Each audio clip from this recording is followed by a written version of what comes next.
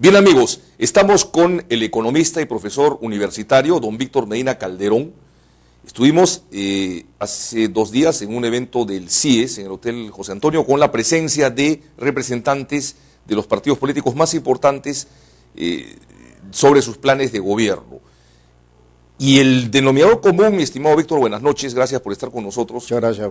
Fue, digamos, la necesidad de seguir promoviendo el crecimiento económico del país, pero con desarrollo, con equidad, con distribución, con igualdad de oportunidades, aprovechando la experiencia y la capacidad profesional y pedagógica que tiene Víctor Medina Calderón. El día de hoy él nos va a hablar sobre esas diferenciaciones que hay entre crecimiento, desarrollo y progreso económico.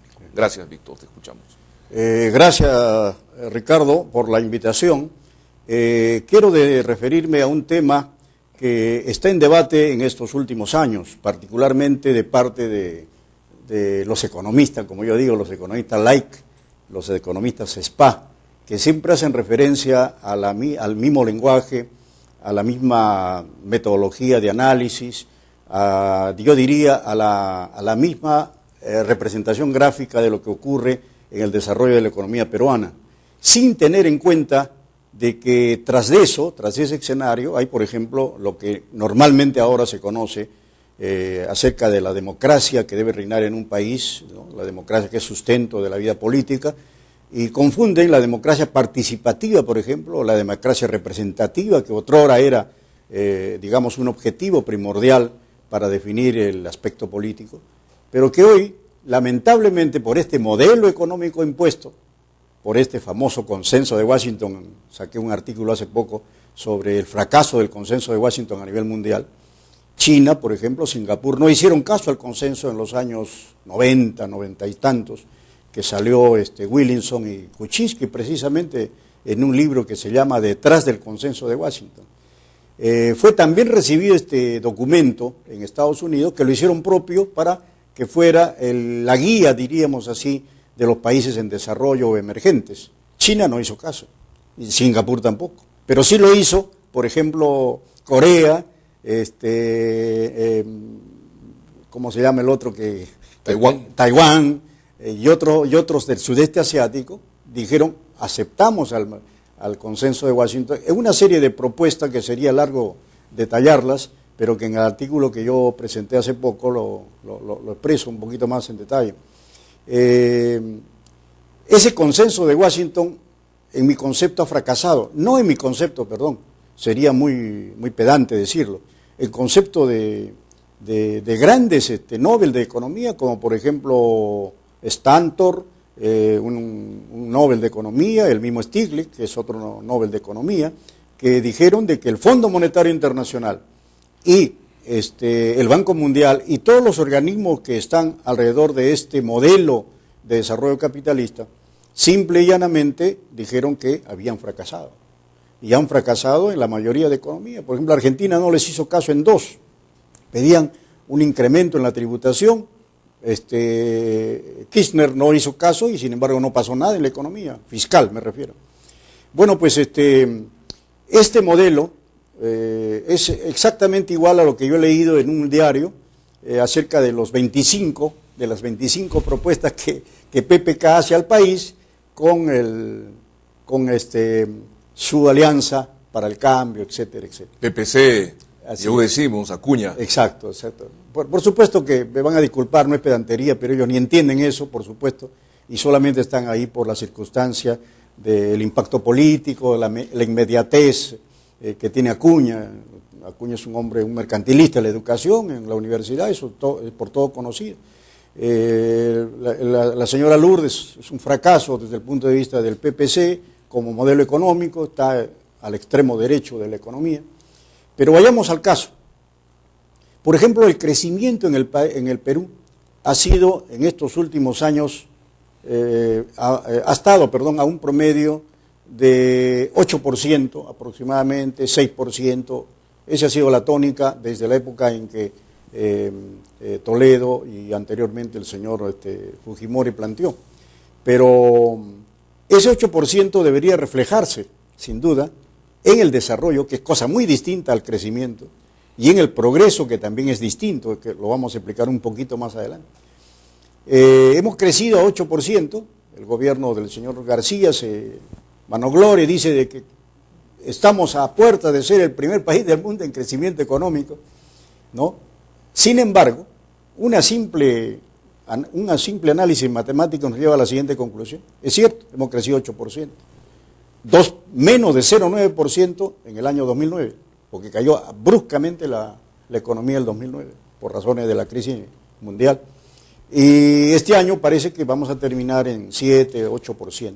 Posiblemente el año que viene, según dicen los voceros oficiales, estaremos luego en 6%, 8%. En fin, pero veamos cómo no se refleja en lo que realmente interesa. Ya no interesa ahora al señor García, a la exministra Arauz, al PPK, a Toledo, no les interesa a ellos que haya una democracia representativa, porque eso es secundario cuando existe un gobierno que tiene un modelo definido. Lo que les interesa es la democracia de consumo, y en eso estamos. Quien realmente ha crecido en forma exorbitante, señor periodista, son precisamente los bancos, son los supermarkets, son las casas esas de que venden por departamento, que le llaman retail, no sé cómo le llaman. Ellas han crecido, pero fabulosamente. Mientras que en el crecimiento de la economía debería reflejarse obviamente, en los ingresos, en el empleo, etcétera. Veamos qué ha sucedido. Por ejemplo, en Lima, el promedio de ingreso anual es de $350, mensual, perdón. Más o menos llega a 4.500, algo así anual. En Chile son $20.000 anual, per cápita. Y en el Estados Unidos más de 50.000. Pero en fin, eso podría, digamos, dejarse de lado, pero veamos la relación que hay. Si el crecimiento crece, obviamente crece el empleo. Y el empleo creció al 5%. Entonces, la relación que hay, matemáticamente hablando, entre Producto Bruto Interno y el empleo, obviamente, nos refleja una productividad en la economía. ¿Es o no es productiva ese crecimiento? Pues bien, sí fue productivo, porque medido en términos de empleo y medido en términos de crecimiento de la economía, encontramos que había una productividad del orden del 3.5% en ese análisis de 2 años que hace la Centrum Católica. Pero ¿qué ha ocurrido con los ingresos? Es lo importante. O sea, ¿qué ha ocurrido con la población que busca el chorreo, como se dice, que busca pues participar de ese crecimiento, etcétera? Que en lugar de crecer el valor del ingreso, por lo menos a un 2%, una cosa así, o 3% de pronto, ha decrecido en menos 1.5%. Esa es la relación matemática que hay entre estas variables de la macroeconomía. Entonces, ¿eso qué se refleja? Eso se refleja sin duda en la desigualdad, porque hay quienes han ganado, por ejemplo, las grandes empresas, llámese bancos, estas Ripley, Saga y todas ellas, pues que están en bolsa, están por 24 o 25% de utilidad. Así es más o menos la utilidad de ellos, mientras el otro es menos 3,5%. Me refiero a los ingresos de la gente pobre. Se refleja en ese crecimiento de 20-30% y en algunos casos supera, por ejemplo el caso de los bancos.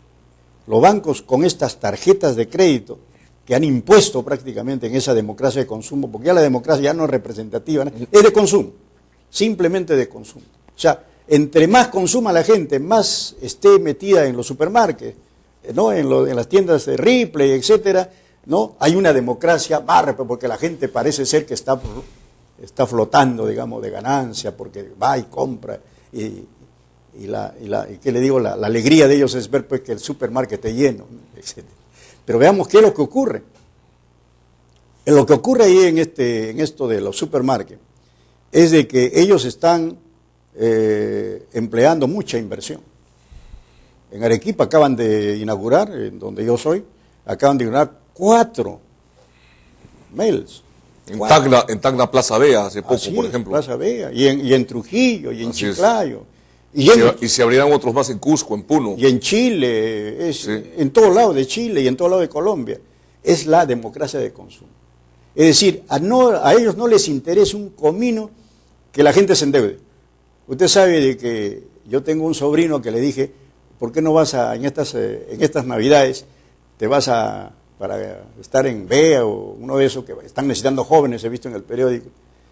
Efectivamente, le dijeron, usted va a ir, pero va a ir como